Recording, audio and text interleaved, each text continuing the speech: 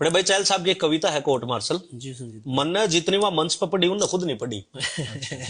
तो लेकिन court martial का मतलब के हमनु बता दो, जिस तरह अपनी कोर्ट होया करे नहीं, फौजिया की भी कोर्ट होया करे। फौजी कट घर में खड़ा हो तो कहेंगे इसका कोर्ट मार्शल होने लग रहा है। तो कविता है या कि आर्मी कोर्ट रूम में आज एक केस अनोखा अड़ा था। छाती तान अफसरों के आगे फौजी बलवान खड़ा था। बिन हुक्म बलवान तूने ये कदम कैसे उठा लिया, किससे पूछ के उस रात तू दुश्मन की सीमा में जा लिया। बलवान बोला सर जी ये बताओ कि वो किससे पूछ के आए थे, सोए फौजियों का सिर काटने का फरमान कौन से बाप से लाए थे। वाह वाह। अब बलवान का जवाब में सवाल दागना अफसरों को पसंद नहीं आया और बीच वाले अफसर ने लिखने के लिए जल्दी से पेन उठाया। एक बोला कि बलवान हमें ऊपर जवाब देना है, तेरे काटे हुए सिर का पूरा हिसाब देना है। तेरी इस करतूत ने हमारी नाक कटवा दी, अंतरराष्ट्रीय बिरादरी में तूने थू थू करवा दी।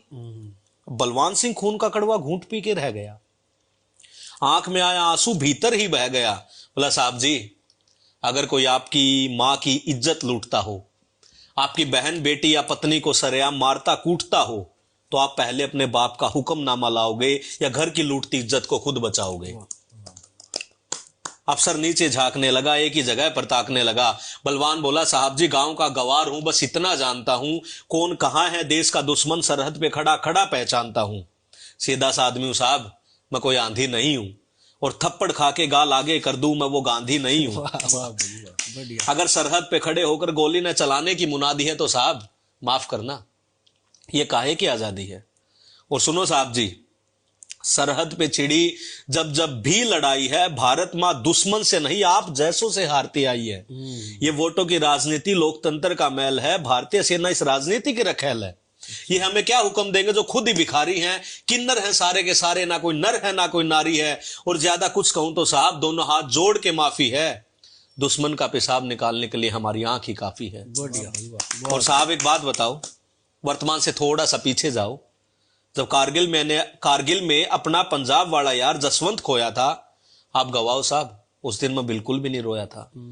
खुद उसके शरीर को गांव में जाकर उतार कर आया था, उसके दोनों बच्चों के सिर साहब मैं पुचकार कर आया था। पर उस दिन रोया जब उसकी घरवाली हौसला छोड़ती दिखी, लघु सचिवालय में चपड़ासी के आगे हाथ पांव जोड़ती दिखी। आग लग गई साहब, दिल किया सबके छक्के छुड़ा दूं, चपड़ासी और चरित्रहीन अफसर को मैं गोली से उड़ा दूं। 1,00,000 की आस में भाभी आज भी धक्के खाती है, 2 मासूमों की चमड़ी धूप में यूं ही झुलस जाती है।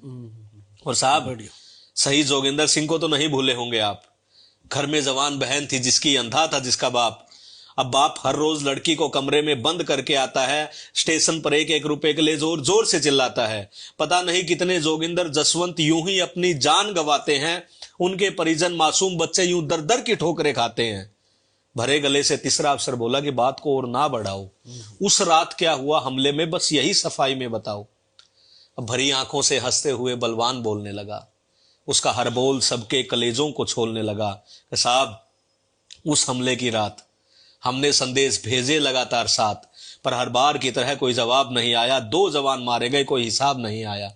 चौकी पे जमे जवान लगातार गोलीबारी में मारे जा रहे थे, हम दुश्मन से नहीं साहब हेडक्वार्टर से हारे जा रहे थे।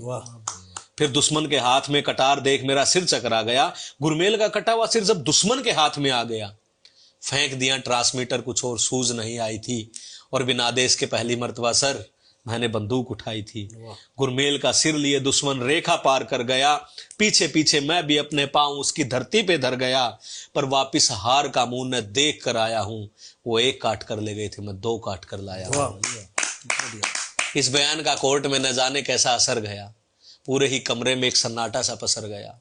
पूरे का पूरा माहौल बस एक ही सवाल में खो रहा था कि कोर्ट मार्शल फौजी का था या पूरे देश का हो रहा था। कोर्ट मार्शल फौजी का था या पूरे देश का हो रहा था।